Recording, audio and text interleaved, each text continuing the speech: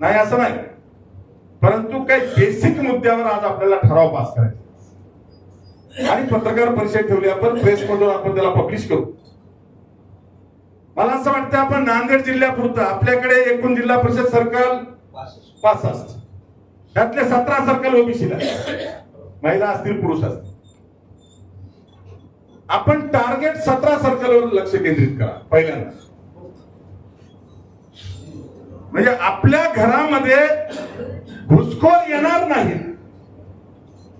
याचं नियोजन, याचं प्लॅनिंग किंवा त्याचा आराखडा आपण चर्चेतून करावा, यासाठी आजची बैठक होती. जी जिल्हा परिषदेची 17 सर्कल आहेत, त्या तालुक्यातले पंचायत समितीचे गण आहेत, नगरपालिकांमधले वार्ड आहेत किंवा महानगरपालिकेतली नांदेड महानगरपालिका आपल्याकडे आहे तिथली वार्ड आहेत, ज्या जागा ओबीसीला सुटल्या त्या ठिकाणाहून ओरिजिनल ओबीसीच निवडून आला पाहिजे.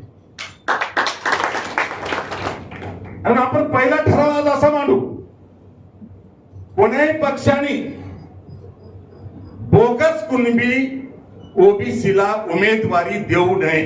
सगळ्यांचं सहमत आहे? पहिला ठराव आपण मांडू, हात वर करून आपण त्याला संमती देऊ. नांदेड जिल्ह्यामध्ये कुठल्याही ओबीसीच्या जागेवर बोगस कुणबीला पक्षांनी उमेदवारी देऊ नये. ठराव लिहून घ्या, कोणी दे, प्रेसला सांगायचे आपल्याला ठराव. पहिला ठराव. दुसरा ठराव, तर मी भाषण करणार नाही, पहिल्यांदाच सांगितलं, कारण भाषणाला माझ्याकडे खूप मुद्दे, एवढं बोलत बसलो तर तुम्ही थांबणार नाही, पत्रकार थांबणार. आपल्याला बेसिक मुद्दे प्रेस मधून पब्लिश करायचे. जसं पहिला ठराव झाला, आपण ठराव घेतला म्हणून राजकीय पक्ष आपला ऐकणार आहेत का? नाही. पण आपल्याला अधिकार आहे ठराव मांडायचा.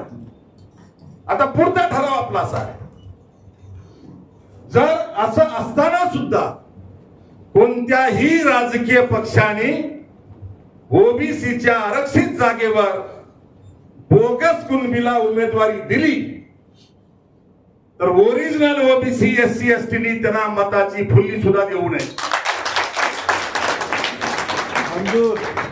दुसरा ठराव मांडतो मी, ज्या पक्षाने ओबीसीच्या जागेवर बोगस कुणबी प्रमाणपत्र धारकांना पक्षाची उमेदवारी दिली तर त्या प्रभागातल्या सर्कल मधल्या गणातल्या ओरिजिनल ओबीसी एससी आणि एसटी या मतदारांनी बोगस कुणबीला मताची फुली सुद्धा देऊ नये. मान्य